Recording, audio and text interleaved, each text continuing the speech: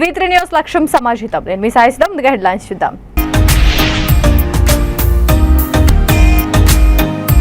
ఒక తరం భవిష్యత్తు కోసం నిర్ణయం తీసుకొని పనిచేస్తున్న విద్యాశాఖ మంత్రి సబితా ఇంద్రారెడ్డి స్పష్టీకరణ.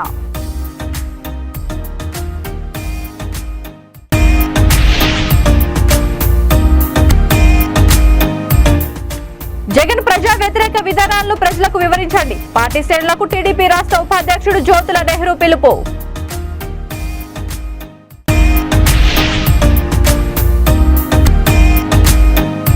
సౌత్ అమెరికా పేరుతో గోల్డ్ మైనింగ్ గురించి మరిచిన ఎమ్మెల్యే అనిల్. టీడీపీ అధికార ప్రతినిధి ఆనం వెంకటరమణారెడ్డి ఎద్దేవా.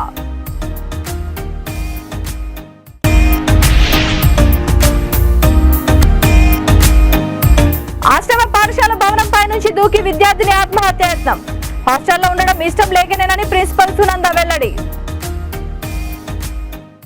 ఇక డీటెయిల్స్ చూస్తే 5 ఏళ్లకు ఒకసారి వచ్చే ఓట్ల కోసం తాను పనిచేయడం లేదని, ఒక తరం భవిష్యత్తు కోసం నిర్ణయం తీసుకొని పనిచేస్తున్నానని విద్యాశాఖ మంత్రి సబితా ఇంద్రారెడ్డి అన్నారు. రంగారెడ్డి జిల్లా మీర్పేట్ మున్సిపల్ కార్పొరేషన్ పలు అభివృద్ధి పనులకు ఆమె శ్రీకారం చుట్టారు. అనంతరం కార్పొరేట్ ముద్దా పవన్ కుమార్ ఏర్పాటు చేసిన బహిరంగ సభలో ఆమె మాట్లాడుతూ లోకల్ నాన్ లోకల్ అనేది ఇంపార్టెంట్ కాదని, మహేశ్వరం నియోజకవర్గ అభివృద్ధి ధ్యేయంగా పనిచేస్తున్నానని స్పష్టం చేశారు. 1000 కోట్ల నిధులు తెచ్చి నియోజకవర్గం అభివృద్ధికి కృషి చేస్తున్నానని తెలిపారు. రాష్ట్రాన్ని అభివృద్ధి చేయాలనే తపన, విజన్, కమిట్మెంట్ ఉన్న నాయకుడు ముఖ్యమంత్రి కేసీఆర్ అని కొనియాడారు. రానున్న ఎన్నికల్లో ప్రజలందరూ బీఆర్ఎస్ పార్టీకి అండగా ఉండాలని కోరారు.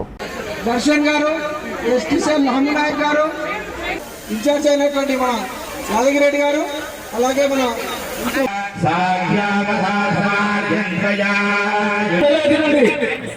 పక్కన బిల్డింగ్ కింద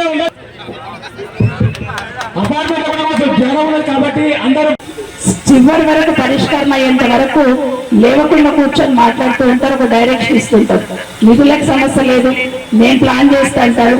బట్ ఈ రోజు వారు అట్లా ప్లాన్ చేస్తున్నారు కాబట్టి, ఒక ప్రణాళిక ఏర్పాటు చేసుకున్నారు కాబట్టి తెలంగాణ రాష్ట్రంలో కాళేశ్వరం లాంటి ప్రాజెక్టు పూర్తి చేసుకొని కేసీఆర్ గారు కాకుండా ఇంకెవ్వరున్నా కూడా కాళేశ్వరం ప్రాజెక్టు 30 సంవత్సరాలు నడిపించేవాళ్ళు.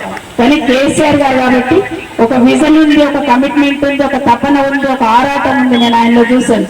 ఈ రాష్ట్రాన్ని బాగు చేసుకోవాలి, ప్రజలకు ఏదో చేయాలని తపన చూశాను కాబట్టి కాళేశ్వరం లాంటి ప్రాజెక్టు కేసీఆర్ గారు పూర్తి చేసి ఈరోజు వర్షం పడకపోయినా కూడా ఆ కాళేశ్వరం ద్వారా రైతులకు నీళ్ళు అందించే గొప్ప పని రోజు గౌరవ ముఖ్యమంత్రి గారు చేశారు.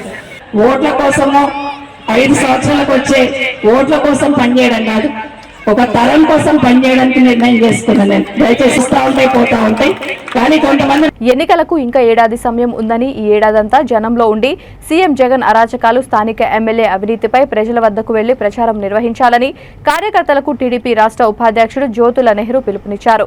ప్రతి ఇంటికి వెళ్లి వైసీపీ ప్రభుత్వం అనుసరిస్తున్న ప్రజా వ్యతిరేక విధానాలను వివరించి టీడీపీకి ఓటు వేయవలసిన అవసరాన్ని వివరించాలని కోరారు.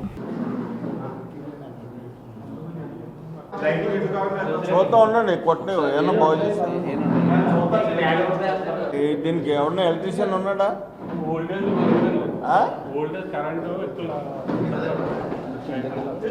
పత్రిక అంతా మీడియా కోఆర్డినేటర్. ఎక్కడా డిస్ప్యూట్ లేదు రాజశేఖర రెడ్డిని రైతు పక్షపాతి అనడానికి మాత్రం. సరే, రాజకీయంగా మాకు ఉన్నటువంటి గ్యాప్ వేరు, వాస్తవాలు ఒప్పుకోవాలి. అయితే అది జగన్మోహన్ రెడ్డి వాళ్ళ రైతు దినోత్సవంగా ప్రకటించడం అన్నది మాత్రం చాలా ఇబ్బంది ఒక రైతుగా. ఎందుకంటే ఇతను 4 సంవత్సరాలు 4 మాసాలు ఈ రాష్ట్ర ముఖ్యమంత్రిగా వచ్చిన తర్వాత రాష్ట్ర రైతాంగానికి చేసినటువంటి ఒక చిన్న మేలు ఏదైనా ఉంటే ఆయన ఈ రాష్ట్ర ప్రభుత్వ రైతుల్ని వాడుకోవడానికి ఇబ్బంది ఉండదు. రాజశేఖర రెడ్డి పేరు రైతు దినోత్సవంగా పెట్టుకోవడానికి ఇబ్బంది లేదు. ఎందుకంటే అటువంటి వాడు ఒక రైతు పక్షపాత పేరు పెట్టిన తర్వాత 4.5 సంవత్సరాల్లో కాదు, ఇవాళ కూడా పశ్చాత్తాపంతో ప్రారంభించడం కార్యక్రమాన్ని. ఇరిగేషన్ ప్రాజెక్టులను ఒకసారి చూసుకుంటే తన తండ్రి గొప్పగా చెప్పుకుని తన తండ్రి ప్రారంభించినటువంటి ఇరిగేషన్ ప్రాజెక్టులు కానీ గతంలో ఎన్టీ రామారావు ప్రారంభించినటువంటి ఇరిగేషన్ ప్రాజెక్టులు కానీ, చంద్రబాబు నాయుడు గారు ప్రవేశపెట్టినటువంటి ఇరిగేషన్ ప్రాజెక్టులు కానీ ఏమైనా సరే పెండింగ్ ప్రాజెక్టులుగా మిగిలిన ఉత్తరాంధ్ర దగ్గర నుంచి రాయలసీమ వరకు ఏ ఒక్క ప్రాజెక్టునైనా ఈ 4.5 సంవత్సరాల కాలంలో అతను పూర్తి చేసినటువంటి ఇరిగేషన్ ప్రాజెక్ట్ ఏదన్నా ఉందా? ఈయన నిజంగా తన తండ్రిని రైతు పక్షపాతి, ఆ లెగసీతో నేను ముఖ్యమంత్రిగా వచ్చాను, ఆయన ఆశయాలకు అనుగుణంగా నడవాలి అనుకుంటే రాజశేఖర రెడ్డి గారు రుణమాఫీ ప్రకటించాడు, ఇచ్చాడు. తర్వాత చంద్రబాబు నాయుడు గారు రుణమాఫీ ప్రకటించాడు, 80% ఇవ్వగలిగాడు, 20% ఇవ్వలేకపోయాడు. నెక్స్ట్ వచ్చినటువంటి నువ్వు దాన్ని ఇవ్వాల్సిన బాధ్యత లేదా? రైతును పరిరక్షించాలనుకున్నప్పుడు తన తండ్రి ఆలోచనలకి అనుగుణంగా నడవలేకపోయావు అన్నానికి నిదర్శనం పోలవరం ప్రాజెక్టు. రైతును మోసం చేసిన, రైతాంగ వ్యవస్థను మోసం చేసావంటే సర్వనాశనం అయిపోయే పరిస్థితులు వస్తాయి. ఎందుకంటే అన్నం పెట్టేవాడు రైతు, ఈ రాష్ట్ర అధికారాన్ని శాసించగలిగే సత్తా ఉన్నవాడు రైతు. నీకు ఆ అర్హత లేదు.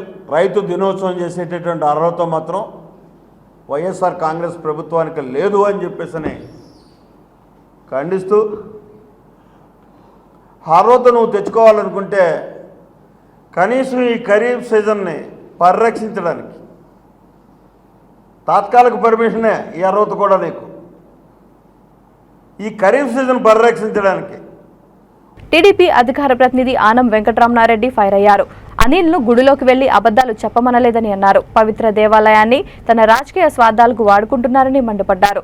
అనిల్ పిఏ నాగరాజు స్నేహితుడు చిరంజీవి పేర్ల మీద ఆస్తి ఎలా వచ్చిందని ప్రశ్నించారు. అన్ని చెప్పిన ఆయన సౌత్ అమెరికా పేరుతో గోల్డ్ మైనింగ్ గురించి మర్చిపోయారని వ్యాఖ్యానించారు. బాబాయ్తో బెట్టింగుల్లో వాటాలు తీసుకున్నారని, తేడా రాగానే చేతులెత్తేశారని విమర్శించారు. ప్రసు అంటే ఎవరన్నా అనుకుంటారేమో, ప్రసు మన కోవూరు ఎమ్మెల్యే ప్రసు రెచ్చి పోయి మాట్లాడడం. ఫస్ట్ అనిల్ గురించి మాట్లాడదాం. బంగారుకొండ Anil sweet boy, nice boy, good boy. గుడికి పోయి ఛాలెంజ్ చేశాం. నేను వారం ముందర ప్రెస్ మీట్ పెట్టి గిళ్ళు వద్దు, ప్రమాణాలు వద్దు అన్నా. విన్నావా? పోయావు. సంతోషం వెళ్ళావు,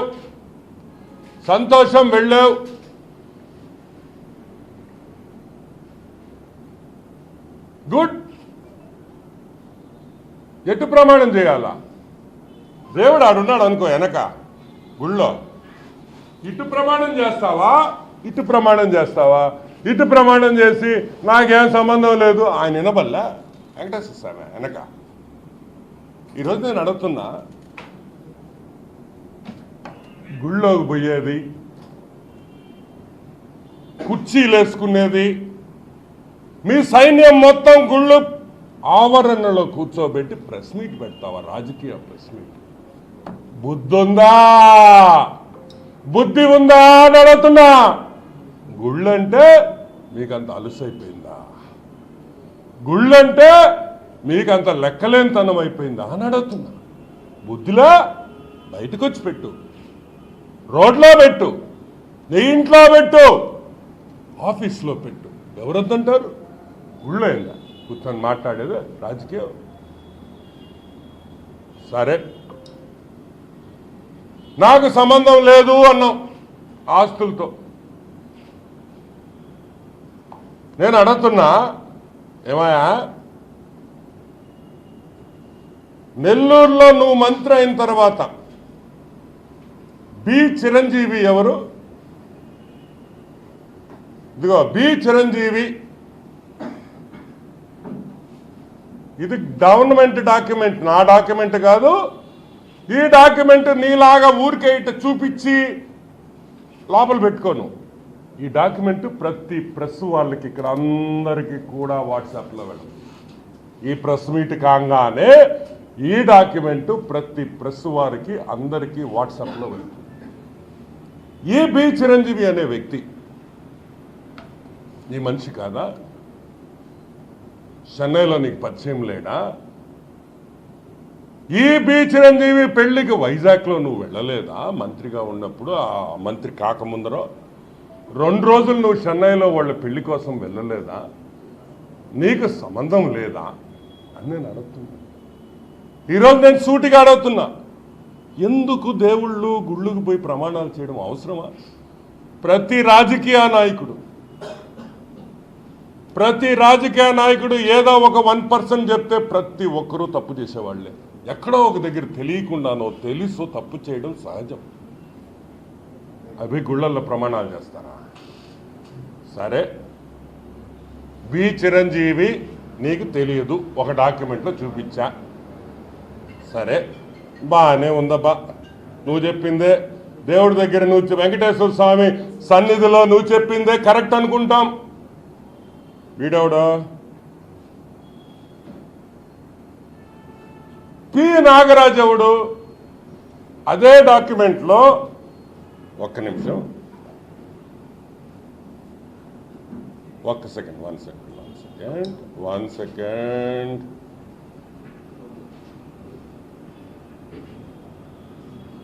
ఇదే డాక్యుమెంట్లో పి నాగరాజు ఎవరు అని అడుగుతున్నా.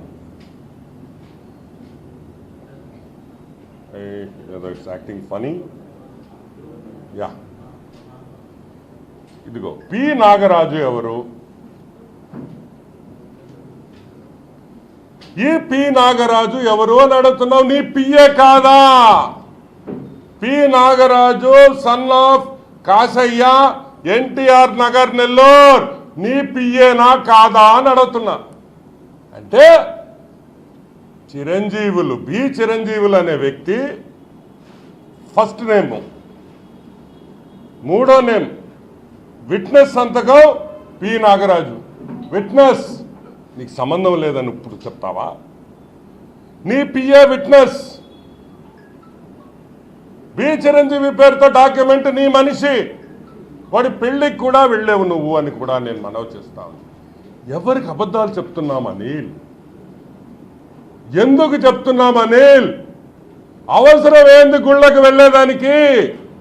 ఇది పచ్చి అబద్ధం కాదా వెంకటేశ్వర స్వామి ముందర అని అడుగుతున్నా. పచ్చి అబద్ధం కాదా వెంకటేశ్వర స్వామి గుళ్ళో నువ్వు చేసిన ప్రమాణం? ఇది తప్పని నేను రుజువు చేస్తున్నా. ఈడిచ్చిన డాక్యుమెంట్లు నాయి కాదు, government of Andhra Pradesh registration document. Document number ఉంటే ఎవరైనా ఆంధ్ర రాష్ట్రంలో కాదు ప్రపంచంలో కూడా ఆ డాక్యుమెంట్ని మనం చూడవచ్చు. సరే, అది కూడా పెడదాం. నీ పిఏకి సంబంధం లేదన్నావు. సరే, ఇంకొక ఆస్తి, ఇది ఈసీ కాపీ. కావాల్సిన చాలా దగ్గరైన వ్యక్తి, ఆ వ్యక్తి గురించి కూడా నేను చెప్తా. ఓకే, ఆ వ్యక్తి ఒక కూల్ డ్రింక్ షాప్ ఓనర్. ఏం owner? Cool drink shop owner. Cool drink షాప్లో నువ్వు చిన్నప్పుడు షెడ్యూల్ వేసుకునేటప్పుడు ఆ షాపులో పోయి కూల్ డ్రింక్ షాపులో కూర్చునేవాడి. ఓకే, నేను అడుగుతున్నా,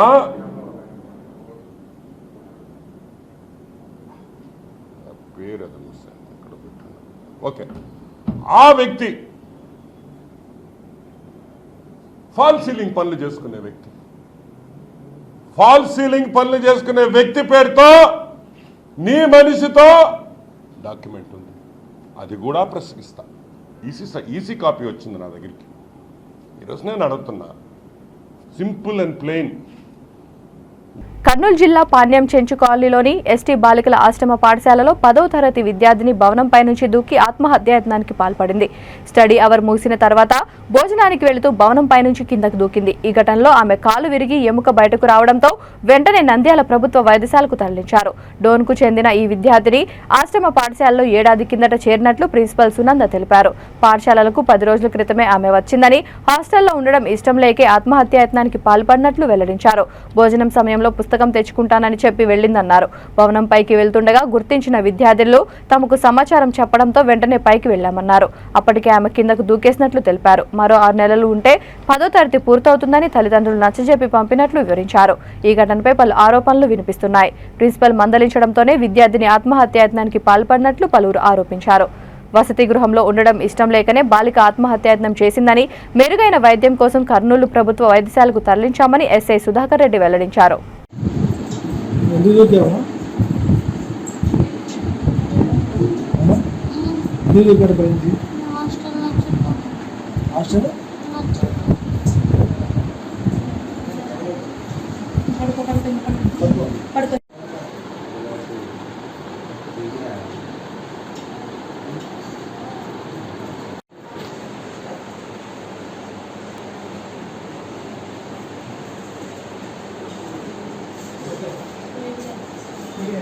అంబేద్కర్ కోనసీమ జిల్లా అమలాపురం డంపింగ్ యార్డ్ వద్ద కాలువలో మహిళా మృతదేహం లభ్యమైంది.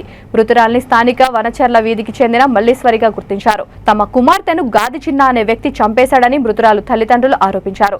మల్లీశ్వరితో చిన్న అనే వ్యక్తి గత కొన్నేళ్లుగా సహజీవనం చేస్తున్నాడు. వీరిద్దరికీ 2 ఏళ్ల పాప ఉంది. గత కొంతకాలంగా వీరిద్దరి మధ్య గొడవలు జరగడంతో హైదరాబాద్ లో ఆమె నివాసం ఉంటోంది. ఇటీవలే డ్వాక్రా డబ్బుల కోసం ఆమె అమలాపురం వచ్చింది.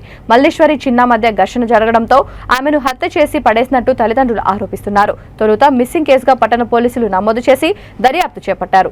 అయితే డంపింగ్ యార్డ్కు ఆనుకొని ఉన్న కాలువలో మహిళా మృతదేహం లభ్యం కావడంతో మల్లీశ్వరిగా గుర్తించారు.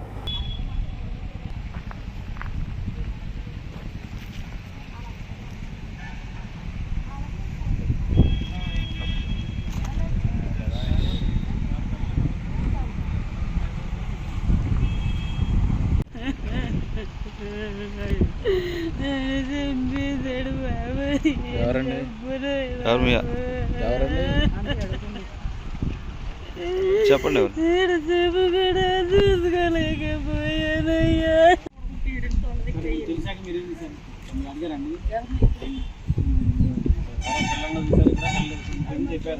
హైదరాబాద్ మీరు ఫోన్ చేశారు.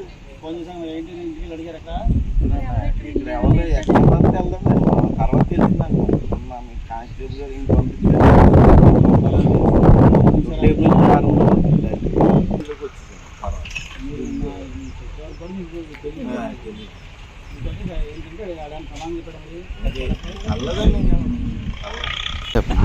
అది జరిగింది ఎవరండి? ఎవరు చంపింది ఎవరంట?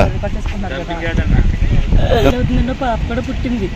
పుట్టని బాగానే ఉండేవారండి. మరి ఎందుకని ఏం గొడవలు అయినాయో ఏమో నాకు తెలియదండి.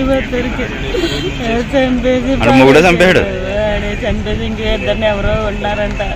3 కలిపి చంపేశారంట బాబా. నాకు నిన్న 3 దాకా కూడా తెలియదయ్యా. కుటుంబ కలహాల నేపథ్యంలో ఎస్ఐ భార్య ఆత్మహత్య చేసుకున్న సంఘటన గుంటూరు జిల్లా పిడుగురాళ్ల రాజుపాలెం మండలంలో చోటు చేసుకుంది. వివరాల్లోకి వెళ్తే రాజుపాలెం ఎస్ఐగా విధులు నిర్వహిస్తున్న నారాయణకు లక్ష్మీగీతకు కొన్నేళ్ల క్రితం వివాహం జరిగింది. మధ్యాహ్నం సమయంలో రాజుపాలెం పోలీస్ క్వార్టర్స్ లో ఆమె ఇంట్లో ఫ్యాన్ కు ఉరివేసుకుని ఆత్మహత్యకు పాల్పడింది. ఈ విషయం తెలుసుకున్న ఎస్ఐ చుట్టుపక్కల వ్యక్తులు హుటాహుటిన పిడుగురాళ్ల పట్టణంలోని ఓ ప్రైవేట్ వైద్యశాలకు ఆమెను తరలించారు. అయితే వైద్యశాలకు వచ్చే సమయానికి ఆమె మృతి చెందిందని వైద్యులు తెలిపారు. జరిగిన ఘటనపై ప్రస్తుతం ఎలాంటి కేసు నమోదు కాలేదని, మృతదేహాన్ని పోస్టుమార్టం నిమిత్తం సత్తెనపల్లి ప్రభుత్వ వైద్యశాలకు తరలించామని పోలీసులు తెలిపారు.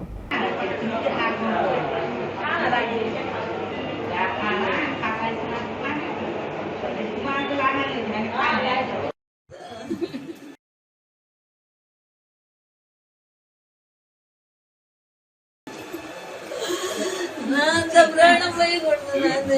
ఉదయం 8 గంటలు దాకుంది నాయన. నా బిడ్డ కావాలంటాడు. బాగా ఆ బిడ్డకి జ్వరం ఇచ్చేసింది. చూపించమని మొక్కలు చూస్తా ఏమన్నా తిరిగి కాపాడు.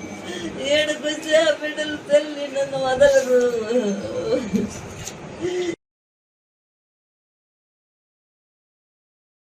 నంద్యాల జిల్లాలో ప్రేమ జంట ఆత్మహత్య కలకలం రేపింది.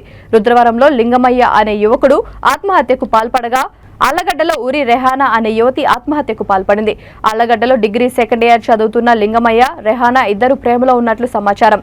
దీనిపై పోలీసులు కేసు నమోదు చేసి విచారణ చేపట్టారు.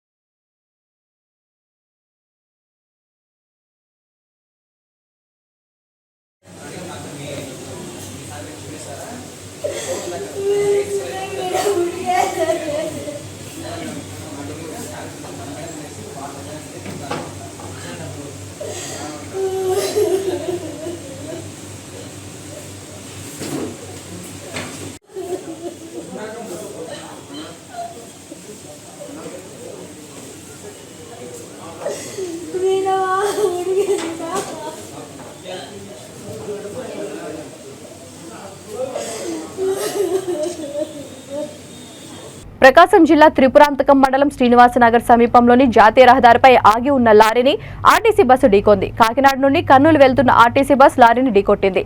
ఈ ప్రమాదంలో 6 గాయాలు కావడంతో జాతీయ రహదారి అంబులెన్స్ లో మార్కాపురం వైద్యశాలకు తరలించారు. ఆర్టీసీ డ్రైవర్ మృతి చెందినట్లు తెలిసింది.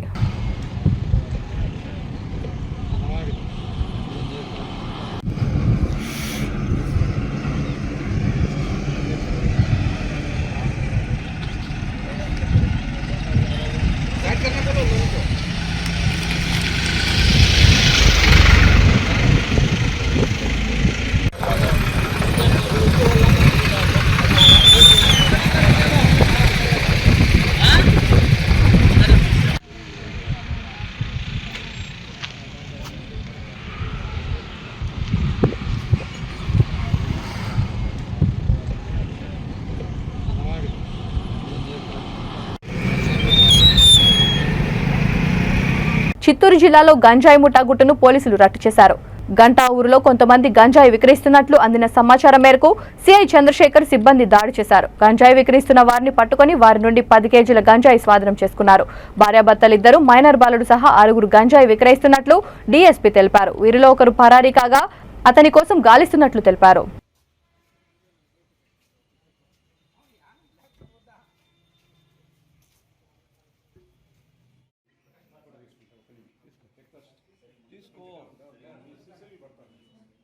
ఓకేనా?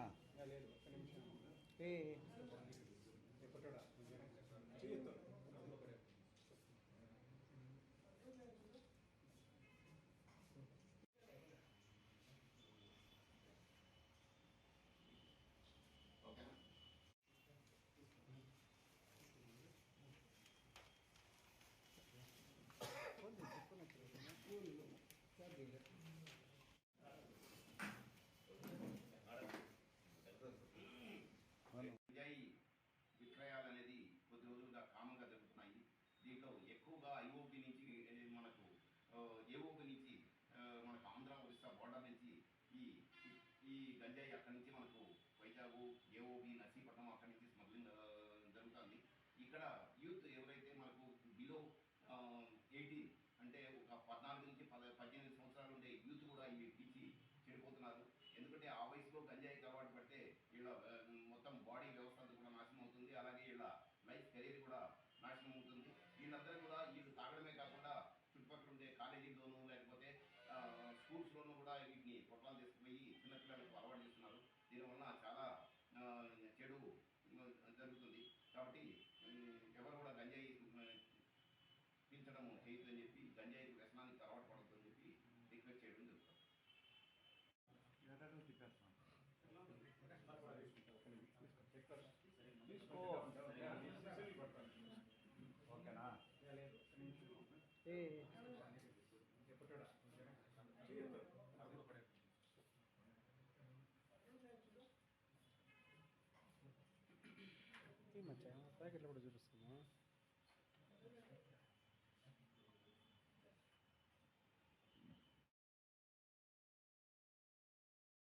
పలమనేరు చుట్టుపక్కల ప్రాంతాల్లో గంజాయి విక్రయాలు జరుగుతున్నట్టుగా మనకు సమాచారం ఉంది. దీనికి సంబంధించి కొద్ది రోజులుగా జిల్లా ఎస్పీ ప్రశాంత్ రెడ్డి సార్ దీని మీద చాలా సీరియస్గా ఉన్నారు. జిల్లాలో ఇక్కడ గంజాయి అనేది కనపడకూడదు, జిల్లాలో ఈ గంజాయి అమ్మేవాడు కానీ వాళ్ళు కానీ లేకపోతే పెడ్లర్స్ ఎక్కడి నుంచైనా బయట నుంచి తీసుకొచ్చి ఇక్కడ అమ్మేవాళ్ళు కానీ ఎవరు కూడా కనపడకూడదు అని కొద్ది రోజులుగా దీని మీద స్పెషల్ డ్రైవ్ చేస్తూ ఉన్నాము. ఈరోజు ఈ స్పెషల్ డ్రైవ్లో భాగంగా ఈరోజు మధ్యాహ్నం సమయంలో మా Palamaneru urban inspector Chandrasekhar, SI Subbareddy వీళ్ళకి రాబడిన సమాచారం మేరకు గంటావూరు సమీపంలోని ఆంజనేయ స్వామి గుడి సమీపంలో కొంతమంది వ్యక్తులు ఈ గంజాయి పొట్టాలు తీసుకొచ్చి ఇక్కడ విక్రయిస్తున్నట్టుగా వీళ్ళకు సమాచారం రావడం ఉంది. దీని మీద ఇమీడియట్గా ఇల్లు మ్యాజిస్ట్రేట్ వారిని వాళ్ళ యొక్క పంచాయతీదారులను అందరూ తీసుకొని అక్కడికి వెళ్తే ఒక 6 మంది వ్యక్తులు అక్కడ గంజాయి తీసుకొచ్చి దాన్ని డిస్ట్రిబ్యూషన్ చేస్తూ ఉంటే పట్టుకోవడం జరిగింది. దీంట్లో ఒక మైనర్ బాలుడు ఒక అతను ఉన్నాడు, అలాగే ఒక లేడీ ఉంది. దీంట్లో 4 వ్యక్తులను టోటల్ 6 మందిని అరెస్ట్ చేయడం జరిగింది. వీళ్ళలో మనం విచారిస్తే ఒక మదనపల్లికి చెందినటువంటి ఒక లేడీ, ఒక జెంటు, వీళ్ళు భార్యాభర్తలు వీళ్ళిద్దరూ వచ్చేసి వైజాగ్ వెళ్ళి వైజాగ్ నుంచి ఈ గంజాయిని తీసుకురావడము, ఇక్కడ పలమనేరు చుట్టుపక్కల అంతా కూడా వీళ్ళు విక్రయాలు చేస్తున్నట్టుగా వాళ్ళు ఇంటరాగేషన్లో చెప్పడం జరిగింది. దీనికి సంబంధించి ఈ గంటా వెంకటేశ్వర్లు అతని వైఫ్ వీళ్ళిద్దరిని అరెస్ట్ చేయడం జరిగింది. దాంతోపాటు ఇక్కడ ఎవరైతే కొనుక్కోవడానికి వచ్చారో వాళ్ళందరినీ కూడా 4 వ్యక్తులను అరెస్ట్ చేయడం జరిగింది. దీంట్లో ఒక మైనర్ 17 years బాయ్ కూడా ఉన్నాడు. వీళ్ళందరినీ కూడా 6 మందిని ఈరోజు అరెస్ట్ చేసి రిమాండ్కి పంపడం జరుగుతుంది. వీళ్ళ దగ్గర సుమారు ఎన్టీఆర్ జిల్లా నందిగామలో దారుణం చోటు చేసుకుంది. వివాహితపై మణిసింగ్ అనే వ్యక్తి యాసిడ్ దాడికి పాల్పడ్డాడు. ఈ ఘటనలో మహిళ, ఆమె కుమారుడికి తీవ్ర గాయాలయ్యాయి. స్థానికులు వారిద్దరిని చికిత్స నిమిత్తం నందిగామ ఆసుపత్రికి తరలించారు. పోలీసుల కథనం ప్రకారం ఐతవరానికి చెందిన తిరుపతమ్మకు సోషల్ మీడియాలో మణిసింగ్ అనే వ్యక్తి పరిచయమయ్యాడు. ఈ పరిచయంతో వారిద్దరూ సహజీవనం చేస్తున్నారు. అయితే గత కొన్ని రోజులుగా ఆమె మణిసింగ్ ను దూరం పెట్టింది. దీంతో ఆగ్రహించి తెల్లవారుజామున ఆమెపై యాసిడ్తో దాడి చేసి పరారయ్యాడు. ఈ దాడిలో ఆమె కుమారుడు కూడా గాయపడ్డాడు. ఈ విషయాన్ని గుర్తించిన స్థానికులు బాధితులను నందిగామ ప్రభుత్వ ఆసుపత్రికి తరలించారు. ప్రస్తుతం మహిళ, ఆమె కుమారుడికి ఆరోగ్యం నిలకడగా ఉన్నట్లు వైద్యులు తెలిపారు. నిందితుడిని అదుపులోకి తీసుకుని కేసు నమోదు చేసి దర్యాప్తు చేపట్టినట్టు తెలిపారు.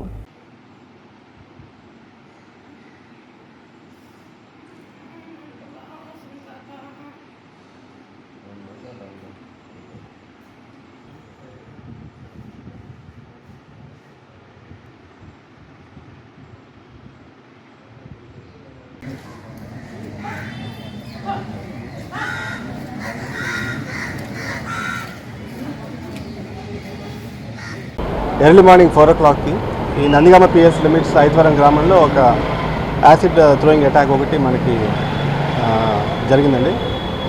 దాంట్లో ఎవరైతే అక్యూజ్డ్ ఉన్నారో మణి సింగ్ అని చెప్పి నెల్లూరులోనే ఉంటాడు. అతను అక్కడ ఆటో డ్రైవింగ్ ఉద్యోగం చేస్తుంటాడు. ఇమీడియట్గా మనం ఆ అక్యూజ్డ్ కూడా పట్టుకొని IPC section 326A, B and 307 కింద మనం కేసు కూడా నమోదు చేయడం జరిగింది.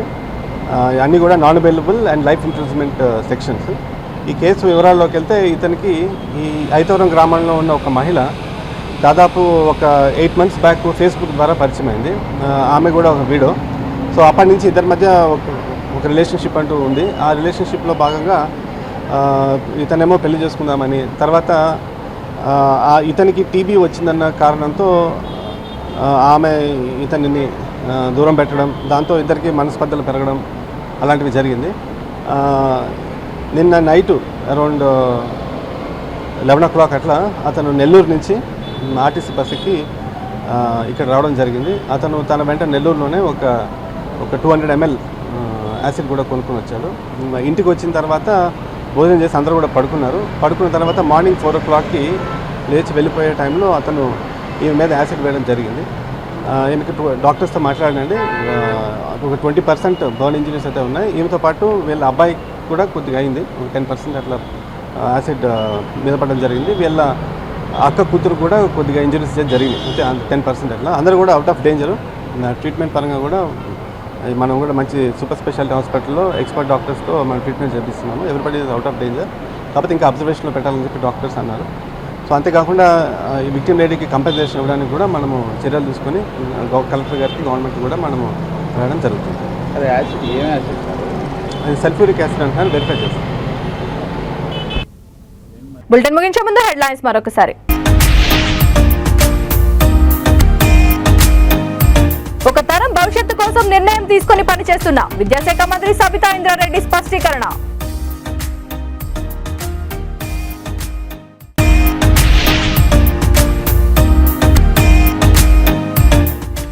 జగన్ ప్రజా వ్యతిరేక విధానాలను ప్రజలకు వివరించండి. పార్టీ శ్రేణులకు టీడీపీ రాష్ట్ర ఉపాధ్యక్షుడు జ్యోతుల నెహ్రూ పిలుపు.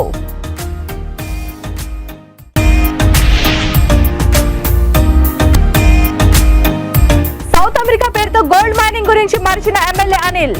టీడీపీ అధికార ప్రతినిధి ఆనం వెంకటరమణారెడ్డి ఎద్దేవా.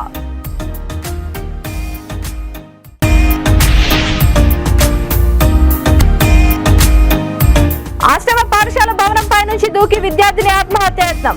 హాస్టల్లో ఉండడం ఇష్టం లేకనేనని ప్రిన్సిపల్ సునంద వెల్లడి. ఈ బులెటిన్ ఇంతటితో సమాప్తం. మరొక బులెటిన్తో మళ్ళీ కలుద్దాం. అంతవరకు చూస్తూనే ఉండండి V3 న్యూస్. లక్ష్యం సమాజహితం.